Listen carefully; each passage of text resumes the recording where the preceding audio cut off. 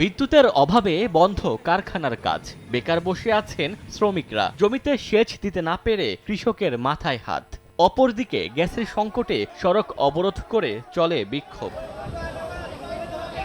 দেশের বিভিন্ন স্থানে এমন চিত্র এখন নিত্যদিনের। জামালপুরে গ্যাস সংকটে বাড়ছে হাহাকার। ফিলিং স্টেশনগুলোতে মিলছে না গ্যাস। সিএনজি চালিত অটোরিকশা সহ বিভিন্ন যানবাহনের দীর্ঘ সারি। রোজগারে বের হয়েও গ্যাস সংকটে নির্বিকার পরিবহন শ্রমিকরা। তাদের অভিযোগ, বাধ্য হয়ে সড়ক অবরোধে নেমেছেন তারা। ওদের ইচ্ছা মতো ওরা যখন যেভাবে মন চায় আমাদেরকে সাপ্লাই দেয়, আর এই সাপ্লাইয়ের কারণে আমরা 5 ঘন্টা 6 ঘন্টা লাইনে দাঁড়ায় থাকি। আর একজন আইসা 50 টাকা 100 টাকা গুঞ্জা দিয়ে গ্যাস নিয়ে চলে যায়। আমরা সঠিক মতো কোনো গ্যাস পাই না, না পাওয়ার কারণে কয়েকদিন ধরে চুলায় আগুন বন্ধ করে না। আমাদের সংসার কিভাবে চালাবো, এক টিপ মারতে দিন জায়গা। সোয়ান সোফা কাম বেড, আরাম এখন দ্বিগুণ। সোয়ান গ্রুপের একটি পণ্য। বাণিজ্য শহর চট্টগ্রাম নগরীতে তীব্র হচ্ছে গ্যাস সংকট, যার মাসুল গুনতে হচ্ছে সাধারণ পরিবহন চালক, কলকারখানার মালিক সহ শ্রমিকদের। পাম্পের সামনে যানবাহনের দীর্ঘ লাইন। দূর দূরান্তের গন্তব্যে সীমিত হয়েছে যান চলাচল। কর্ণফুলী গ্যাস বিতরণ কোম্পানি লিমিটেডের তথ্য মতে চট্টগ্রামে দৈনিক গ্যাসের চাহিদা প্রায় 35 কোটি ঘনফুট। এর বিপরীতে সরবরাহ নেমেছে প্রায় অর্ধেকে। এমন পরিস্থিতিতে পরিবহন শ্রমিকদের সংসারে বাড়ছে অভাব অনটন। রাত 12টা বাজে সিরিয়াল দিছি, 7-8 ঘন্টা সিরিয়াল টানি পাম্পের মুখে আইছি। 3-4টা গাড়ি থাকা কালিমে গ্যাস পাম্প বন্ধ করে দিছে।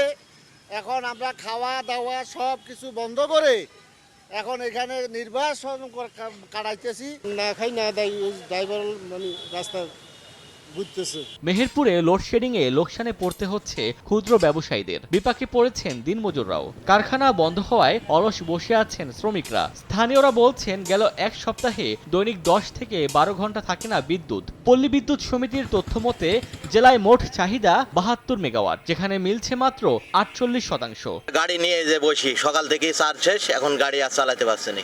24 ঘন্টার ভেতরে মানে সর্বমোট মনে হয় 4 ঘন্টা থাকে কারেন্ট। রাত্রে 5 মিনিটে আসে, দেখা যাচ্ছে চলে গেল। আর মানে দেখা যাচ্ছে আর খোঁজই নেই সারা রাতের মধ্যে। একটা জমিতে পানি দেওয়ার পরে অর্ধেক জমিতে হচ্ছে, অর্ধেক জমি হচ্ছে না।